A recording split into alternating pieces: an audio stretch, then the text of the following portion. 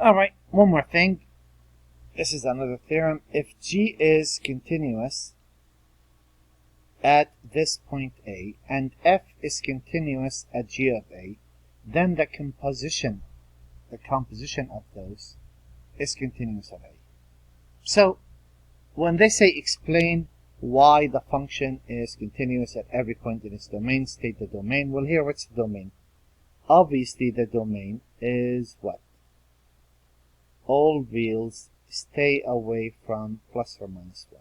So, assuming you're not using 1 or negative 1, so you're away from those, explain why the function is continuous everywhere other than there.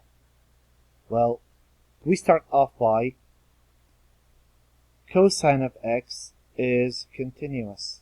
Why is that? Well, by that theorem that we did in the very beginning, right there.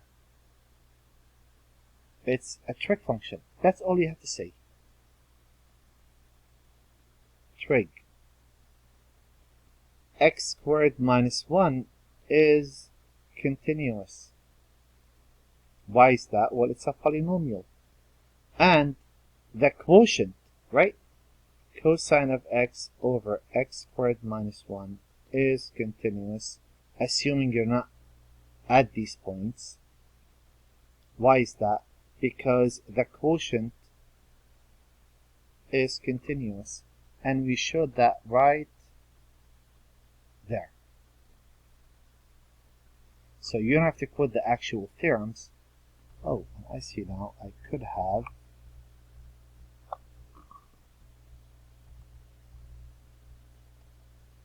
just put that right there, and that will save me a bit more. There we go. Very good. Okay. How about this function? Well, the same deal. What difference does it make? This is f, I'm sorry, not f. Cotangent of x is continuous. Again, where it's defined.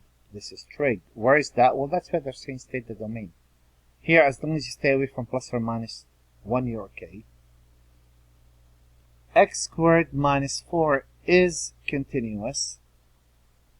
Why that? It's a polynomial. And the cotan of x over x squared minus 4 is continuous. Quotient. But where? You have to set the domain. Well, x cannot be plus or minus 2. And how about cotangent? Isn't cotangent of x cosine of x over sine of x? Doesn't that mean sine cannot be 0? Where does sine equal 0? Is it sine 0 at 0 or pi? Isn't that right here and right here? So if I restrict the domain between 0 and this is 3.14, negative 2 is not there, but 2 is in there if I take that out. So if I restrict the domain to be between 0 and 2, union with 2 to pi, then those are defined and everything's fine. As long as I stay within that interval, I'm okay. Again, use continuity to evaluate the limit. Well, oops. So we start with, well, x squared plus cosine of x. Go this way. We start off with x squared is continuous. It's a polynomial. And cosine of x is continuous. It's a trig function. And x squared plus cosine of x is continuous. The sum of two continuous functions would be continuous. Now, the limit as x approaches 0 of x squared plus cosine of x equals, by the shortcut, that is cosine of 0, which is 1. the sine of x is continuous at 1. So the limit as x approaches 0 of, I should have taken f of x out of the equation altogether. There we go. Much better. The limit as x approaches 0 of the sine of x squared plus the cosine of x is going to equal the sine of the limit as x approaches 0 of x squared plus cosine of x, composition. That is the sine, and this gives me a 1, and the sine of 1 would be my final answer. So there it is. Number 7, is the function continuous at this point? Well, let's see. There's only one definition of continuity. First things first. So I'm being asked, does the limit as x approaches pi over 3 of f of x equal f of pi over 3? Well, first things first, does f of pi over 3 exist? Yeah, that is the cosine of pi over 3, because that's the one that has the equal. Cosine of pi over 3 at 60 degrees is radical 3 over 2. Does the limit exist? The limit as x approaches pi over 3 of f of x, well, that depends. I'm going to take the limit from the left and the limit from the right. So let's see how this works. I'll take the limit as x approaches pi over 3 from the left. From the left, it's less than. I'm going to have to use the sine of x. That would be 1/2. And let me just think for a minute. Did I do this right? Cosine of pi over 3, cosine of 60 degrees is 1/2. I got it backwards. Sorry, guys. Same thing. Here, that would be radical 3 over 2. And if I take the limit as x approaches pi over 3 from the right, x is bigger than, I'll use the cosine of x. That would be the cosine of pi over 3, which is 1/2. So we would say f is not continuous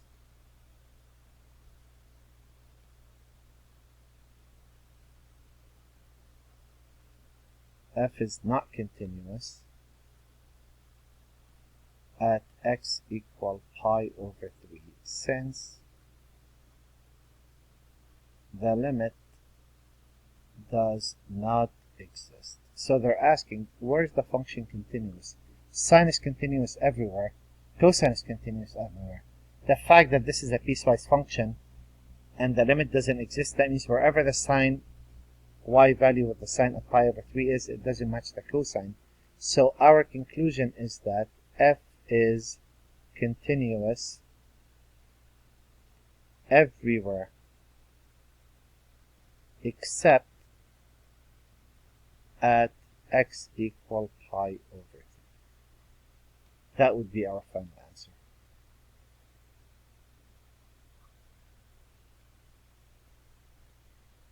If I look at the next problem,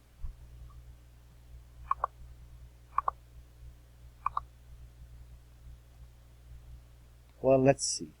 I have 1 to worry about, because that's continuous everywhere, that's continuous everywhere, that's continuous everywhere, and 5 to worry about. Let's see how that works. Well, at x equal 1, what would happen? First things first, what's f of 1? 1 is included right there. That is 1 minus 1, that's 0. Very good. What is the limit as x approaches 1 of f of x equal? Well, I have to do, I keep on messing up. I have to do this 2 parts. I'm going to take the limit as x approaches 1 from the left.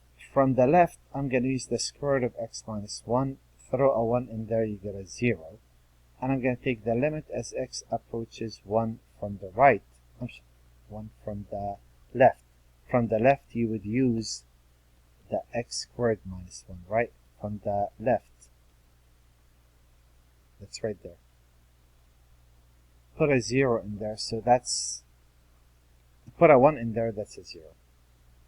Take the limit from the right. From the right, you're using the square root of x minus 1. Put a 1 in there, that's a 0. So here it works. I know here that f is continuous at x equals 0 because f of 1 equal the limit. Very good. Then I'm going to look at x equal 5. What would happen? What's f of 5? F of 5 is included right there. That's the square root of 5 minus 1. That is 2. And when I'm going to take the limit as x approaches 5 of f of x, I'm going to have to do 2 of those. The limit as x approaches 5 from the left. From the left, I'm going to use the square root of x minus 1. Put that in. That's the square root of 4. That's 2. The limit as x approaches 5 from the right. From the right, I'm using x. Plug that in. That's 5. So I know that f is not continuous at x equal 5 since the limit does not exist. Oh boy.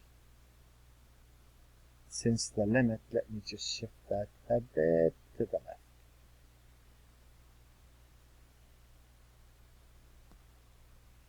Does not exist.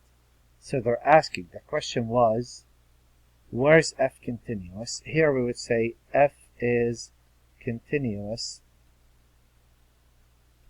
everywhere except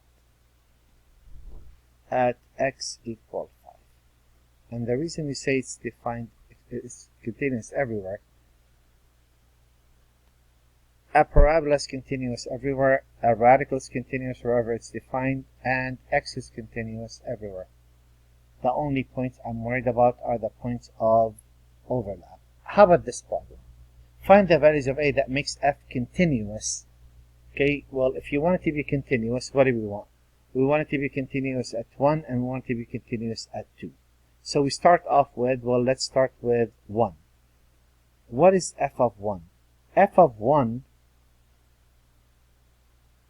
is a plus b. Put 1 in there, right?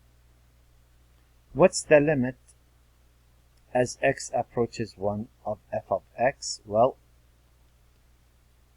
the limit as x approaches 1 from the left, or right there, we're going to use x plus 1. Throw the 1 in, you're going to get 2.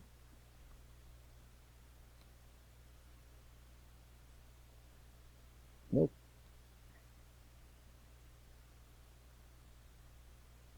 One more time.